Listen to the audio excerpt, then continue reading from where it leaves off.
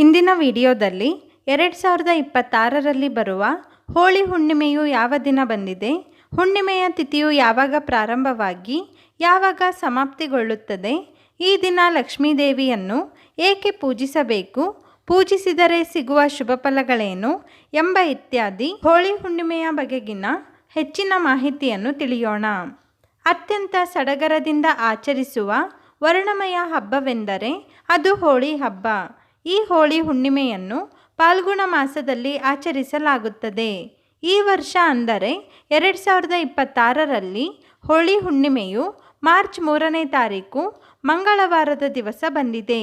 ಹುಣ್ಣಿಮೆಯ ತಿಥಿಯು ಮಾರ್ಚ್ 2ನೇ ತಾರೀಕು ಸೋಮವಾರ ಸಾಯಂಕಾಲ 5:57 ಪ್ರಾರಂಭವಾಗಿ ಮಾರ್ಚ್ 3ನೇ ತಾರೀಕು ಮಂಗಳವಾರ ಸಾಯಂಕಾಲ 5:09 ಸಮಾಪ್ತಿಗೊಳ್ಳುತ್ತದೆ.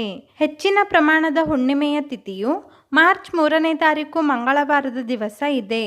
ಅಲ್ಲದೆ ಸೂರ್ಯೋದಯದ ತಿಥಿಯೂ ಕೂಡ ಮಾರ್ಚ್ 3ನೇ ತಾರೀಕು ಮಂಗಳವಾರವೇ ಬಂದಿರುವುದರಿಂದ ಈ ವರ್ಷದ ಹೋಳಿ ಹುಣ್ಣಿಮೆಯನ್ನು ಮಾರ್ಚ್ 3ನೇ ತಾರೀಕಿನಂದೇ ಆಚರಿಸಬೇಕಾಗಿದೆ.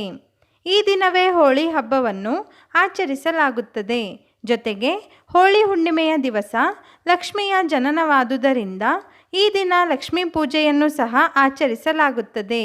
ಈ ಶುಭ ದಿನದಂದು ಲಕ್ಷ್ಮೀ ಪೂಜೆ ಮಾಡುವುದರಿಂದ ಅಖಂಡ ಅದೃಷ್ಟವು ಒಲಿಯುತ್ತದೆ. ಹೀಗೆ ತನುಮನಧನದಿಂದ ಶ್ರದ್ಧಾಭಕ್ತಿಯಿಂದ ಹೋಳಿ ಹುಣ್ಣಿಮೆಯನ್ನು, ಹೋಳಿ ಹಬ್ಬವನ್ನು ಮತ್ತು ಲಕ್ಷ್ಮೀದೇವಿಯ ಪೂಜೆಯನ್ನು ಆಚರಿಸಿ ದೇವರ ಕೃಪೆಗೆ ಪಾತ್ರರಾಗಿ.